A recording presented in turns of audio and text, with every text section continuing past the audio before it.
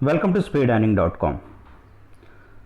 अभी आईपीओ के केस में आपने पास्ट आईपीओ में कैसे हम स्टडी करेंगे सन 2000 से लेकर 2015 तक, वो एक वीडियो में देखा।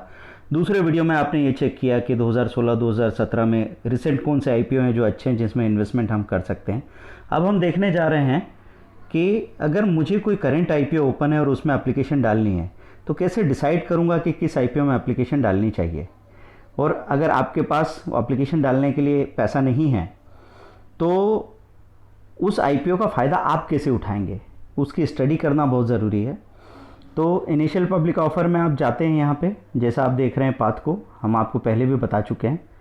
और अब हम बात कर रहे हैं करंट मार्केट रिपोर्ट्स। क्लिक किया, बुक बिल्डिंग करंट इशू में आप जाएंगे। यहाँ पे आपको पता लग रहा है कि ये इशू है जो ओपन है अभी। प्रताप स्नैक्स लिमिटेड 23 सितंबर 2017 को इशू स्टार्ट हुआ, 26 सितंबर को क्लोज हो गया।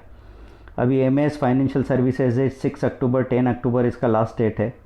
गोदरेज एग्रोवेट है 4 अक्टूबर को ओपन होगा, 6 अक्टूबर को ये क्लोज हो जाएगा। तो आप देखिए प्रताप रिसेंटली क्लोज्ड आईपीओ है, हम इसकी डिटेल देखने जाएंगे। प्रताप को क्लिक किया हमने तो यहाँ कैसे डिटेल देखते हैं हम लोग। सिंबल है इसका डायमंड, है ना, डायमंड वाईडी के नाम से। इशू पीरियड 22 सितंबर 26 सितंबर, मतलब 22 के पहले नहीं कर सकते थे, 26 के बाद नहीं कर सकते। 4 दिन के लिए ओपन था, है ना। फिर इशू साइज़ क्या था, 2000 मिलियन का ये इशू था। और नंबर ऑफ इक्विटी शेयर इतने हैं, 30 करोड़ के यस 30 करोड़ के आसपास। फिर आपका 100% बुक बिल्डिंग, प्राइस रेंज आपका क्या हो गया 930 to 938। और डिस्काउंट एलिजिबल एम्प्लॉयज़ के लिए, चलिए ये बिड लॉट क्या है 15 इक्विटी शेयर्स, मतलब 15 के मल्टीपल में आप लगा सकते थे, 15, 30, 45 इस तरीके से आप। और रिटेल इन्वेस्टर के लिए जो लिमिट है वो 2 लाख की, सभी में यही होती है। अब आप क्या करेंगे कि आखिरी दिन जब इशू क्लोज होने वाला है उस दिन जाके और आप देखने वाले हैं कि डिमांड ग्राफ क्या है। डिमांड ग्राफ आपको यहाँ पे राइट अपर कॉर्नर पे दिखता है, एनएसई बीट डिटेल लिखा हुआ है, NSE demand graph, all exchange demand graph. Click किया, यहाँ से आप देख सकते हैं। ऐसे हमने क्लिक किया तो ये डिमांड ग्राफ यहाँ पे सामने आ जाता है। क्या लिखा हुआ है डिमांड ग्राफ में,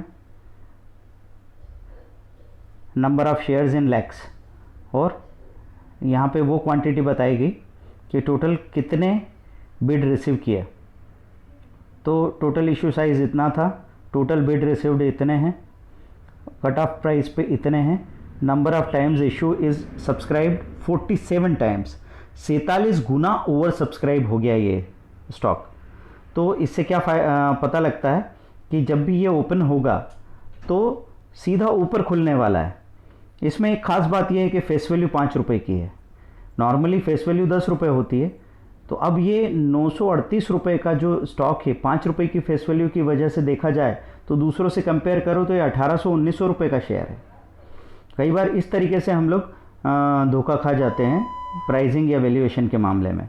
तो ये ऊपर खुलने के चांसेस बनते हैं, और ऊपर खुल के अगर ये ऊपर भागता है और टिकता है तो हम शॉर्ट टर्म के लिए इसमें पैसा लगा सकते हैं और बहुत जल्दी आपको अप्रिशिएशन मिलेगा। तो ऐसा हो सकता है 2-3 महीने के अंदर 25 से 30% का अप्रिशिएशन आसानी से पॉसिबल है। तो ऐसे हम लोग नए इशू में पैसा लगाने के बारे में सोचते हैं। तो लास्ट डेट जब आपकी होती है 26 तारीख को, ये कब देखने वाले हैं, 26 तारीख को 12 बजे आपने चेक किया डिमांड ग्राफ सुबह सुबह आपको दिखेगा, वो जो अभी शाम को 47 गुना दिख रहा है उस वक्त 8-10 गुना भरा होगा। तो 8-10 गुना अगर सुबह दिख रहा है तो डेफिनेटली उससे 3-4 गुना फाइनली क्लोज होगा। तो आप वहाँ पे उसको देख सकते हैं। देखिए अब हम इसमें यहीं पे नीचे जाके देखते हैं, क्योंकि ये इशू क्लोज हो चुका है तो ये नीचे हमको डिमांड ग्राफ दिख रहा है। तो QIB क्वालिफाइड इंस्टीट्यूशनल बायर में 76 टाइम्स ओवर सब्सक्राइब हुआ है ना। FII का ये बताया है। फिर mutual funds, others, non institutional investor 101 times. फिर ये रिटेल इंडिविजुअल इन्वेस्टर 8.48, एम्प्लॉयज़ ने इतने गुना भरा है और टोटल 47 टाइम्स, है ना। तो एम्प्लॉई 1.5 गुना भर दिए हैं। एम्प्लॉई के बिड लगाने से, एम्प्लॉई के अप्लाई करने से पता लगता है कि कंपनी भीतर से बेहतर हो सकती है। ये अगर और अच्छी डिमांड होती तो बेटर होता। रिटेल की जो डिमांड है 8-9 गुना, तो रिटेल ज़्यादा भरोसेमंद नहीं है। रिटेल का तो ऐसा है कि वो जब भी माहौल होता है तो बगैर स्टडी के भी एक लहर बन सकती है। हाँ, QIB और म्यूचुअल फंड के लगाने की बात जो है, FII म्यूचुअल फंड के लगाने की, तो म्यूचुअल फंड अगर ज़्यादा पैसा लगाता है तो इससे पता लगता है कि ये शेयर पैसा लगाने लायक है और इसमें लिस्टिंग और होल्डिंग गेन दोनों मिलेंगे। लिस्ट भी अच्छा होगा और अगर होल्ड किया तो और अच्छे गेन्स आगे तक मिलते रहेंगे। तो ऐसे आप IPO की स्टडी करते हैं और फिर आप या तो फिज़िकल फॉर्म के थ्रू उसमें अपनी एंट्री करके अपना चेक लगा के एप्लीकेशन लगाते हैं, या फिर आजकल आपके जो ऑनलाइन अकाउंट्स हैं उनमें फैसिलिटी है कि आपके अकाउंट में पैसा रखा है, लिंक्ड अकाउंट में, आपने जाके IPO एप्लीकेशन में एंट्री डिटेल कर दी, क्या नंबर ऑफ़ शेयर जिनके लिए आप अप्लाई कर रहे हैं, आपकी बैंक डिटेल्स वगैरह, और अप्लाई कर दिया तो आपके पास ये अलॉटमेंट 15 दिन बाद तक आ जाएगा। 20वें दिन लिस्टिंग होगी। लिस्टिंग होने के बाद हम डिसाइड करेंगे कि बहुत अच्छी लिस्टिंग है, अगर होल्डिंग कैपेसिटी हमारी नहीं है तो हम वहीं पे अपना प्रॉफिट बुक करके बाहर निकल जाएंगे। जिनकी होल्डिंग कैपेसिटी है उनको भी ये बात ध्यान रखना है कि थोड़ा प्रॉफिट बुक कर लो, और अगर ये नीचे जाता है तो फिर से री एंटर करके हम वेट करेंगे।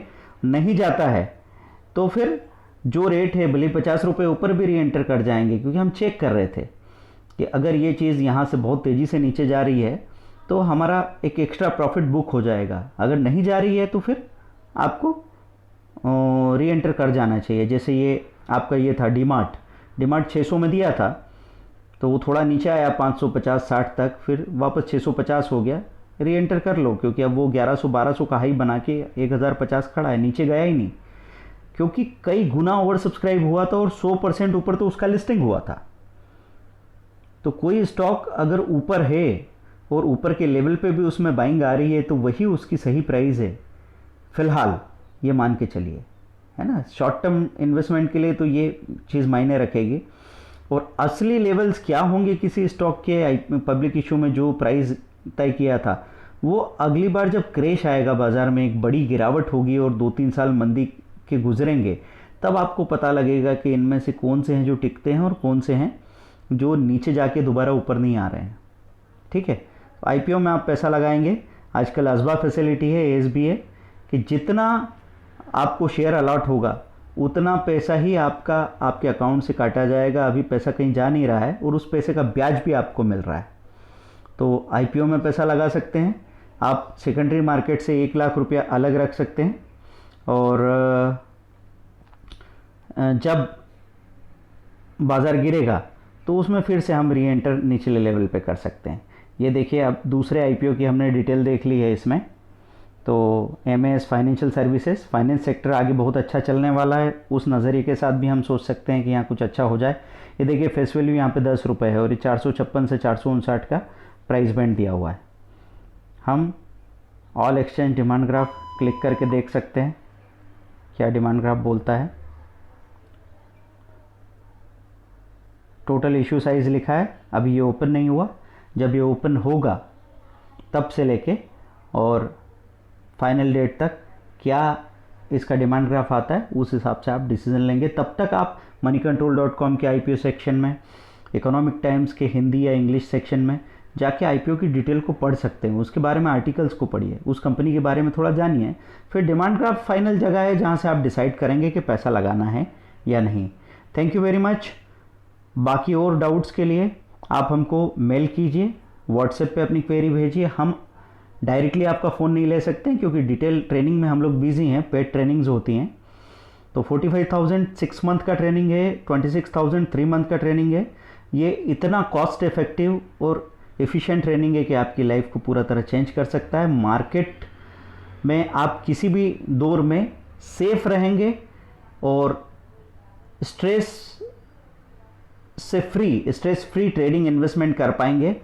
इसके लिए ज्वाइन कीजिए www.speedearning.in, call us on 8381021346 7066045880. Good bye, thank you.